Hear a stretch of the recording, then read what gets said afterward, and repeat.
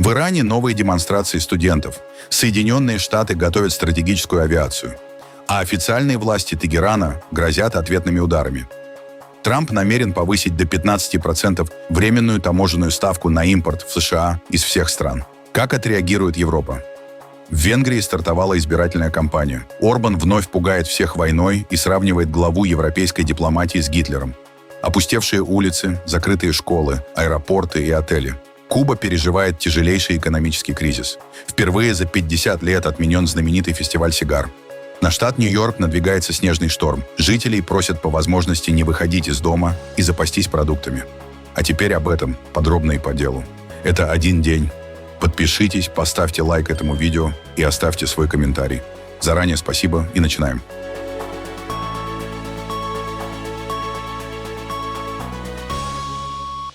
В Иране прошли новые студенческие акции на 40-й день после январских протестов.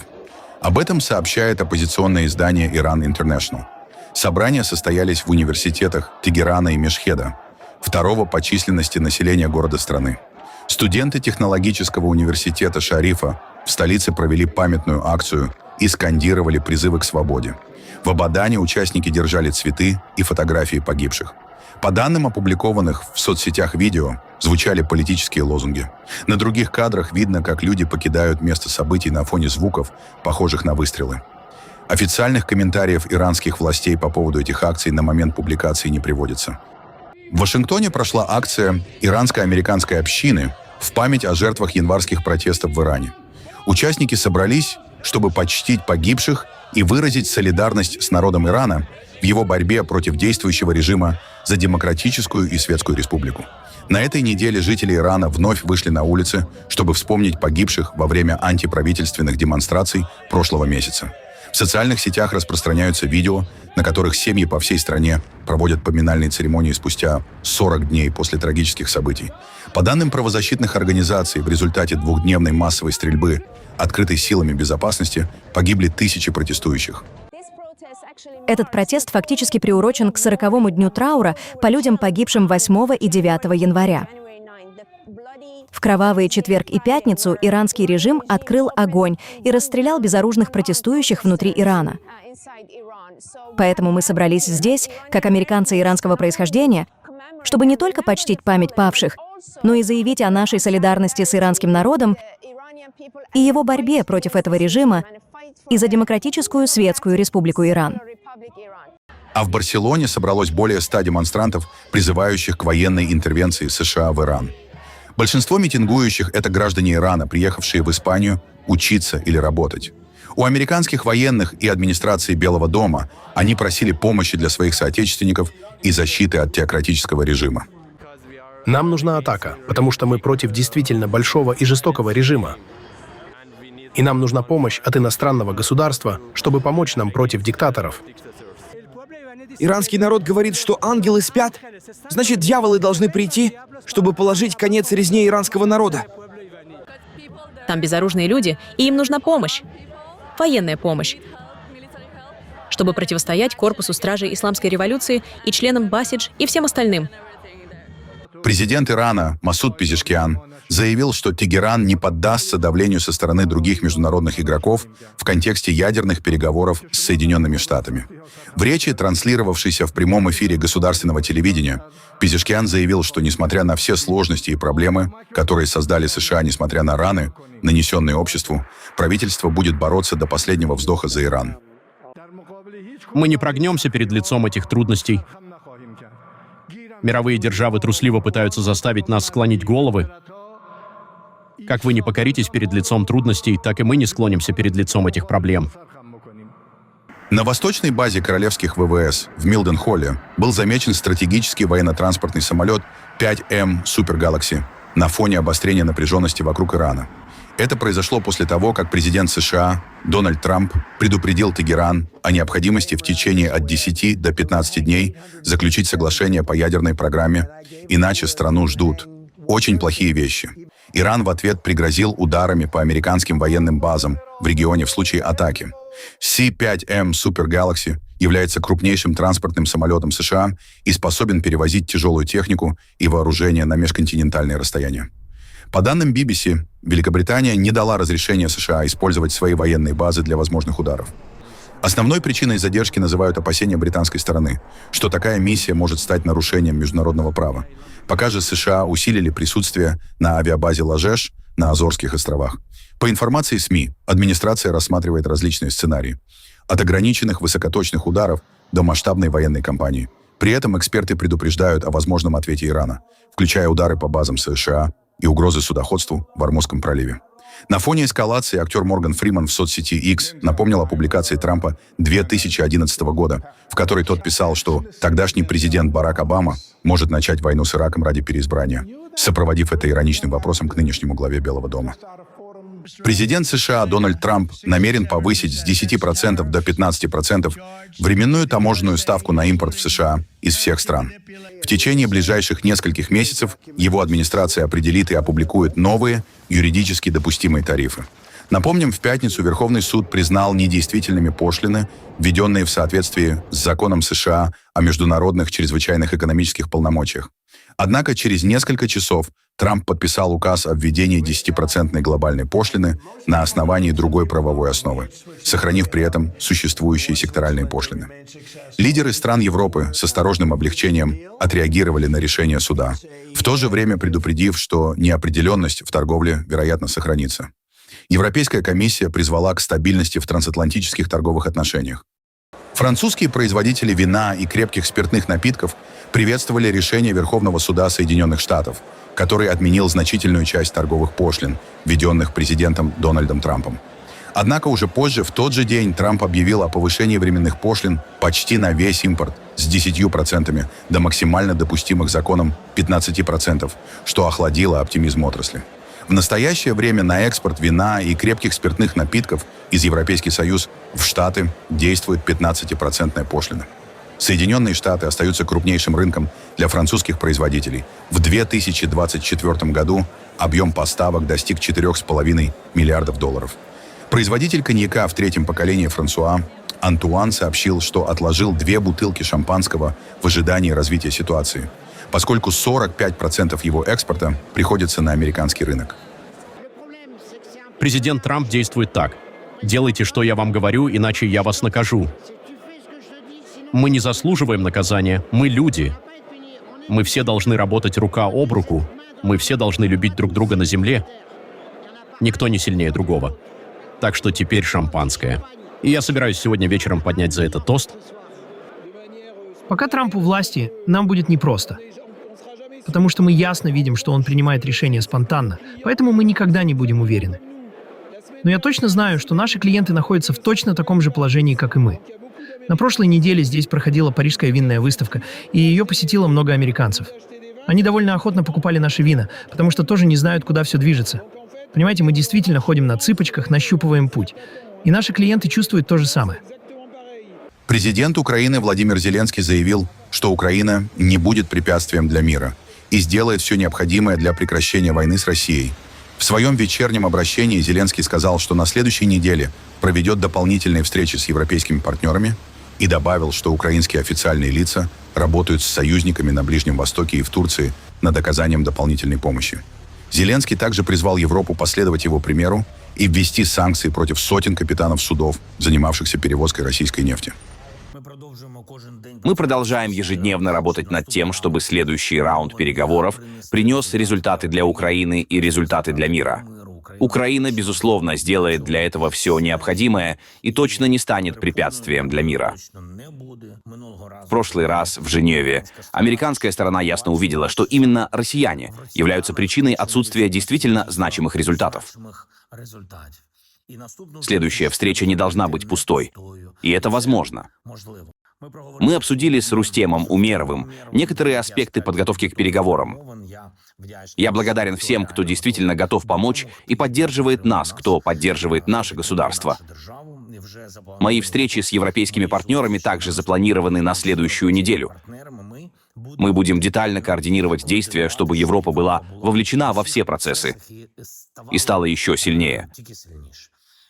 Я также поручил Рустему более тесно сотрудничать с нашими друзьями на Ближнем Востоке и в Турции, чтобы они чувствовали себя вовлеченными и могли оказывать большую помощь. Мы очень надеемся, что следующий пакет санкций ЕС учтет то, что необходимо для реального давления на Россию в связи с этой войной, для подлинного ограничения способности России вести ее. В Венгрии стартовала избирательная кампания перед парламентскими выборами 12 апреля, которые могут стать самыми напряженными за последние годы. Действующий премьер-министр Виктор Орбан поборется за сохранение власти с лидером оппозиции Петером Мадьяром, представляющим правоцентристскую партию ТИСА. По данным разных социологических служб, борьба остается непредсказуемой. Проправительственный центр Незапонт отдает 46% партии Фидес и 40% ТИСе, тогда как независимые опросы фиксируют преимущество оппозиции до 10 процентных пунктов. Каждому кандидату необходимо собрать не менее 500 подписей и подать их в избирательную комиссию до 6 марта. А любая агитационная активность официально считается частью кампании. В своих первых выступлениях Орбан заявил, что выборы станут решением между войной и миром, обвинив оппонентов в риске втянуть страну в конфликт по соседству с Украиной. Я просто хочу сказать вам, что война начинается гораздо быстрее, чем можно подумать. Мы должны остановить ее в самом начале. Как только она начнется, ее уже не остановить. Если вы вмешаетесь, вы не сможете выйти из нее, нужно держаться подальше от войны с самого начала. Если у вас будет хорошее правительство и национальное единство, вы, безусловно, сможете избежать ее. Сейчас Украина заинтересована в смене нашего правительства. И здесь их интересы пересекаются с интересами немцев и Брюсселя, потому что венгерское правительство, не основанное на национальных интересах, не только впустит Украину в Евросоюз, но и откажется от права вето, с помощью которого мы сегодня можем защищать свои интересы.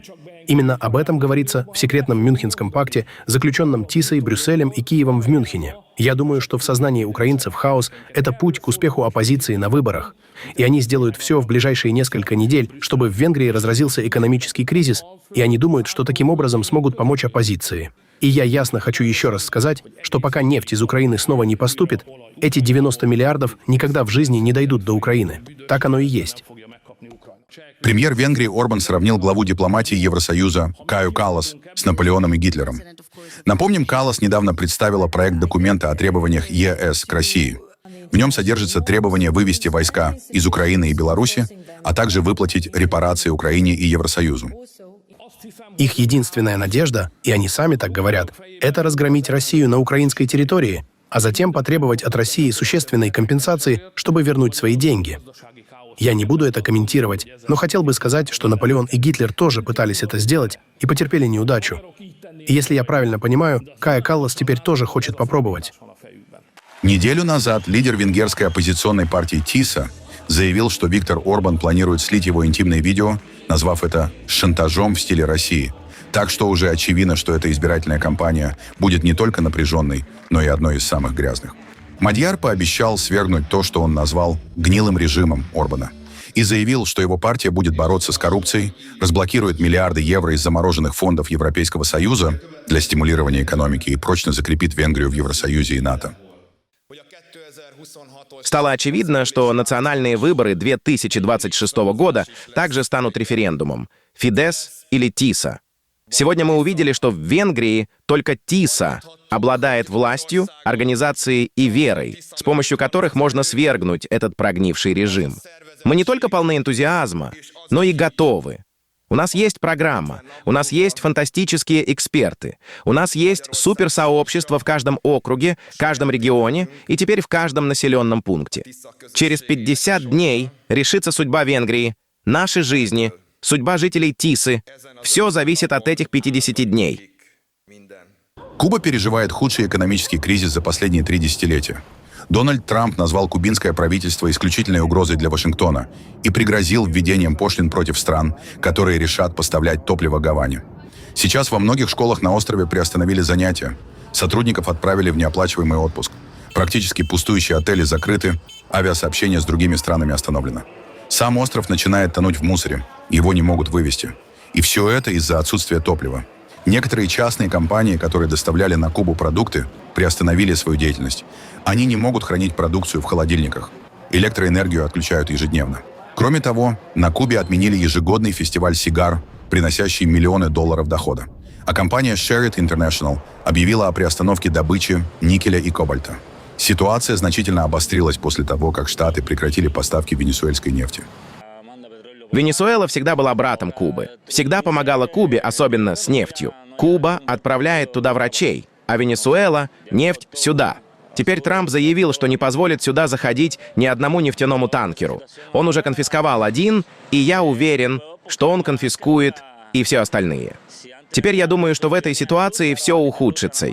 Раньше нефть поступала из Венесуэлы и России, теперь она будет поступать только из России. Так что это на один источник нефти меньше, поэтому ситуация в стране должна немного ухудшиться. Мне кажется, что Диас-Канель и весь комитет должны принять решение, потому что страдают люди. Посмотрите, куда девалась эта нефть? Куда делась нефть, если ее нет на Кубе? Здесь нет электричества, нет электроэнергии, нет газа, нет сжиженного газа. Здесь ничего нет. А куда делась нефть, которую поставляли Венесуэла или Мексика? Где она? Да, перемены необходимы, причем очень быстро. Электричество даже в столице дают на 4 часа в день. Кубинские аэропорты официально предупредили, авиационного керосина не будет минимум до 11 марта. Туристическая отрасль, которая давала Кубе до 40% валютной выручки, парализована. Кубинцы все чаще полагаются на электромобили и велосипеды для передвижения по городу. Электрические трехколесные велосипеды, некоторые из которых представляют собой переоборудованные гибриды, стали одним из наиболее распространенных видов транспорта на улицах Гаваны для передвижения по местным маршрутам и в оживленных районах. Нам приходится совершать 16 поездок ежедневно. И представьте, насколько это важно. Топлива нет, и это единственное средство передвижения, которое поддерживает и решает проблемы. Проблема здесь, в этом районе, довольно сложная. Представитель Организации Объединенных Наций Стефан Дюжарик заявил, что правозащитники чрезвычайно обеспокоены ухудшением гуманитарной ситуации на Кубе, предупредив, что она может рухнуть, если потребности страны в нефти не будут удовлетворены. Генеральный секретарь крайне обеспокоен гуманитарной ситуацией на Кубе, которая ухудшится, если не рухнет, если ее потребности в нефти останутся неудовлетворенными. Он отмечает, что более 3 десятилетий Генеральная Ассамблея последовательно призывает к прекращению эмбарго, введенного Соединенными Штатами в отношении Кубы. Генеральный секретарь настоятельно призывает все стороны к диалогу и уважению международного права. Кубинский президент Мигель Диас-Канель в начале февраля осудил меры Трампа как фашистские, преступные и направленные на совершение геноцида. Теперь он говорит, что Куба готова к переговорам с Вашингтоном без предварительных условий. В то же время Диас-Канель пообещал, что власти не допустят коллапса, назвав текущие трудности следствием максимального давления и экономической удушающей блокады. Куба готова к диалогу с Соединенными Штатами, диалогу по любому вопросу, который необходимо обсудить или оспорить. На каких условиях? Без давления. Диалог не может происходить под давлением. Условия всегда должны основываться на равенстве, на уважении нашего суверенитета, нашей независимости, нашего самоопределения, без обсуждения вопросов, за которые мы несем ответственность и которые мы можем рассматривать как вмешательство в наши дела. Губернатор Нью-Йорка Кэти Хочелл предупредила, что на штат надвигается потенциально опасная для жизни метель. Согласно последнему прогнозу, погодные условия быстро ухудшаются. Хочелл объявила о введении чрезвычайного положения в 22 округах, начиная с утра воскресенья. Национальная метеорологическая служба сообщает, что шторм усилится в ночь на понедельник, что приведет к сильной метели, прибрежным наводнениям, массовым отключениям электроэнергии и сбоям в работе всех крупных аэропортов. Хочелл призвала жителей воздержаться от поездок по дорогам и призвала всех прислушаться к предупреждениям. Как вы слышите, это будет жестокая метель, и даже если она продлится недолго, мы здесь уязвимы. Многим людям нужно знать, что ситуация обострилась. Нам нужно, чтобы люди прислушались к тому, о чем мы их просим. Не выезжайте на дороги, оставайтесь дома. И жизнь вернется к более-менее нормальному состоянию во вторник, но, пожалуйста, потерпите немного, пока мы просим всех жителей Нью-Йорка прислушаться к этим очень серьезным предупреждениям. Интенсивный снегопад начнется в 18:00, а опасный ветер усилится ночью. Такие условия сохранятся до утра понедельника и до вечера. Сейчас мы ожидаем до 43 сантиметров снега, но есть небольшая вероятность, что выпадет до 50 сантиметров, а то и больше. НАСА рассматривает перенос запуска миссии «Артемис-2» после обнаружения нарушения потока гелия, необходимого для старта ракеты и корабля «Орион». В агентстве заявили, что техническая проблема почти наверняка повлияет на стартовое окно, ранее намеченное на 6 марта. В состав экипажа «Артемис-2» входят американские астронавты Рид Уайзман, Виктор Гловер и Кристина Кох, а также канадец Джереми Хансен. Миссия должна стать самым дальним полетом человека в космос за последние десятилетия и первой пилотируемой экспедицией к Луне со времен программы «Аполлон». «Артемис-2» является ключевым этапом подготовки к высадке астронавтов на поверхность Луны в рамках миссии «Артемис-3», запланированной на 2028 год.